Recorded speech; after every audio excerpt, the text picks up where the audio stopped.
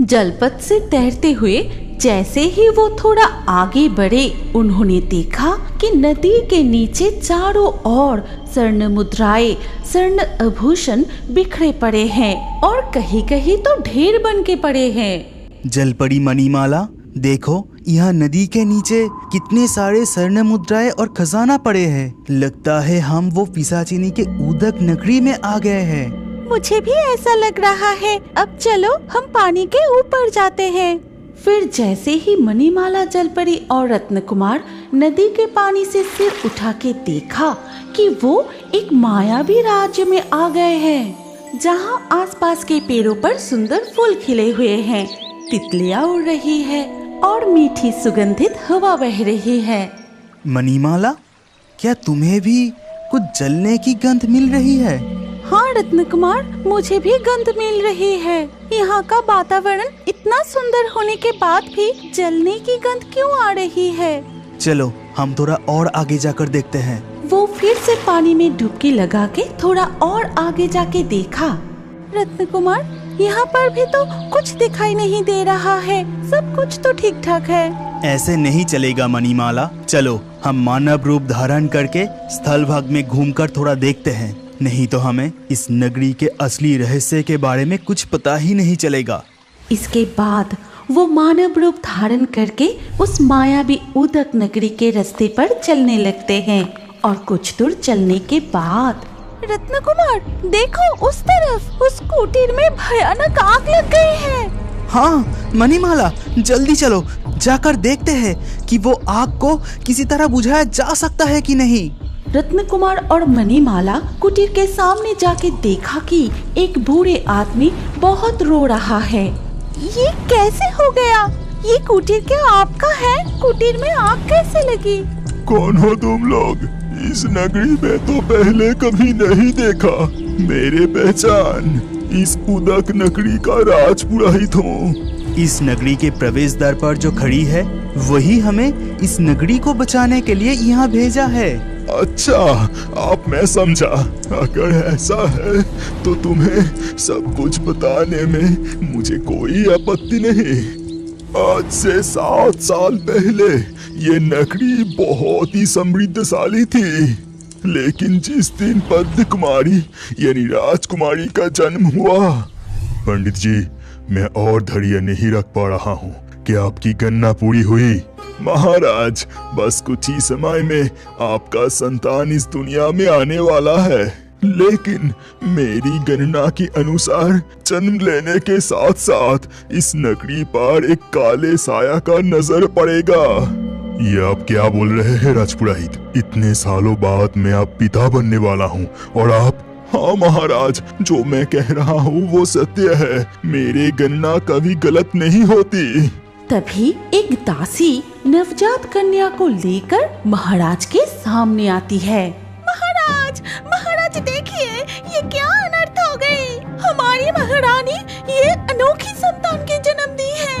ये देख, हम सभी हैरान हैं। दिखा जाता है दासी के हाथ में जो संतान है, उसका आधा हिस्सा मनुष्यों की तरह और आधा हिस्सा मछली की पूंछ जैसा।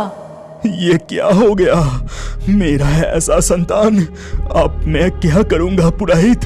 ये संतान आम संतान नहीं है। दासी, उसे मुझे दो। अब तुम यहाँ से जाओ। दासी उस संतान को राजपुरोहित की गोद में दे देती है। फिर वो वहाँ से चली जाती है। महाराज, कुछ अनर्थ होने वाला है, इसका भविष्यवाणी तो मैंने की थी, लेकिन महारानी के गर्भ से ऐसी संतान का जन्म होगा, ये मैंने भी नहीं सोचा था। महाराज, इसे त्याग करने में ही भलाई है। नहीं, कभी नहीं। मेरा संतान उदक नगरी की राजकुमारी है। मेरे महल के पीछे मैं अपनी कन्या पद्म कुमारी को छुपा के रखूंगा और ये बात पूरी तरह से गुप्त रहनी चाहिए।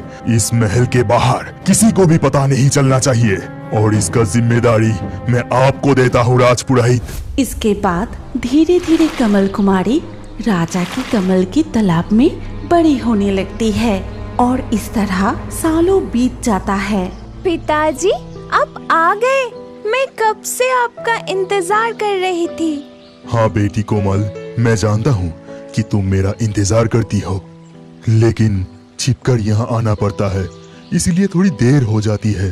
पिताजी, आज राज्य का हालचाल क्या है और राजकन्या सब ठीक ठाक से चल रहा है ना? हाँ बेटी, तुम्हारे जन्म के बाद से ये राज्य और भी समृद्धशाली बन गया, फिर भी मेरा दुख खत्म नहीं होता। तुम इस राज्य के लिए इतनी चिंता करती हो, फिर भी तुम्हारे असली परिचय किसी को बता नहीं सकता। अच्छा पिताजी, माँ को क्या अब भी मेरे बारे में कुछ पता नहीं है? मुझे उनकी बहुत याद आती है। तुम्हें तो सब कुछ पता ही है बेटी, तुम अब बड़ी हो गई हो, फिर भी तुम कभी कभी ऐसे सवाल करती हो जिनका उत्तर मैं नहीं दे पाता। बेटी पद्म कुमारी, आप मुझे जाना होगा, तुम आराम करो। महाराज उस दिन मेरे कोई बात नहीं मानी। उन्होंने पद्म कुमारी को महल के पीछे एक तालाब में छुपा के रखा। फिर ऐसे ही दिन बीतता रहा। जिस दिन पद्म कुमारी की उम्र 7 साल हुई, उस दिन सुबह अचानक राजा विप्रकांत, राजा विप्रकांत, अभी तू मेरे सामने आ। कौन कौन हो तुम? ऐसे चिल्ला क्यों रही हो और तुम मुझसे क्या चाहती हो? मैं तंत्र साधिका नरकी हूँ। राज रानी की गर्भ से जो अनोखी संतान की जन्म हुई है उसे मुझे दे दे, फिर मैं यहाँ से चली जाऊंगी। ये सब क्या बकवास है? मेरी संतान अनोखी मतलब? वो पूरी तरह से हमारे जैसा ही है, और मैं अपनी संतान को तुम्हें क्यों दूं? चली जाओ, यहाँ से तुम चली जाओ। उसे तुरंत मेरे हाथों में सौंप दे। बता उसे कहाँ छुपा के रखा है, नहीं तो इसका अंजाम अच्छा नहीं होगा।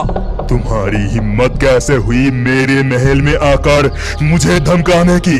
सिपाहियों, इस तंत्र साधिका को महल से अभी बाहर निकाल दो।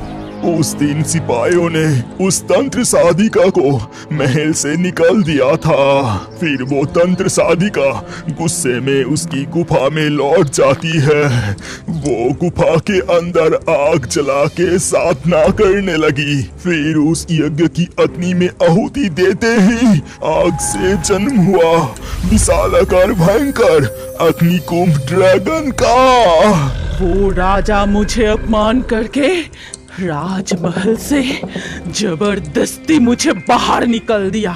उसका बदला मैं जरूर लूंगी। अग्निकुंभ, तू जा और उस अहंकारी राजा के सब कुछ जला के राख कर दे। फिर राजा की उस अनोखी कन्या को उठा के ला। जो हुकुम नरकी, मैं तुम्हें निराश नहीं करूंगा। ये कहकर अग्निकुंभ ड्रैगन गुफा से निकलकर उड़ते हुए राजमहल के पास पहुंचने के बाद वो अपनी मुंह से आग निकलकर महल को जलाने लगता है, और देखते ही देखते पूरे महल में आग फैल जाती है। इस आग की वजह से राजा की मृत्यु हो जाती है, और ऐसी भयानक आग को देखकर कमल कुमारी चीख उठती है। आग कैसे लग गई? पूरा महल तो जल रही है। नहीं नहीं नहीं, पिताजी, माताजी। कमल कुमारी की चीख सुनकर अग्निकुंभ ड्रैगन की नजर उस तालाब पर पड़ती है। मुझे मिल गया, ये लड़की जरूर राजा की वो अनोखी बेटी है। नरकी, यही लड़की को बंदी बना के ले जाने को कहा। तुरंत ही अग्निकुंभ ड्रैगन कमल कुमारी को पैर से उठाए गुफा में ले जाता है। ये लो नरकी, राजा की वो अनोखी बेटी। राजा ने इसे कमल की तालाब में छुपा कर रखा था, लेकिन फिर भी वो मेरे नजरों से नहीं बचा पाए।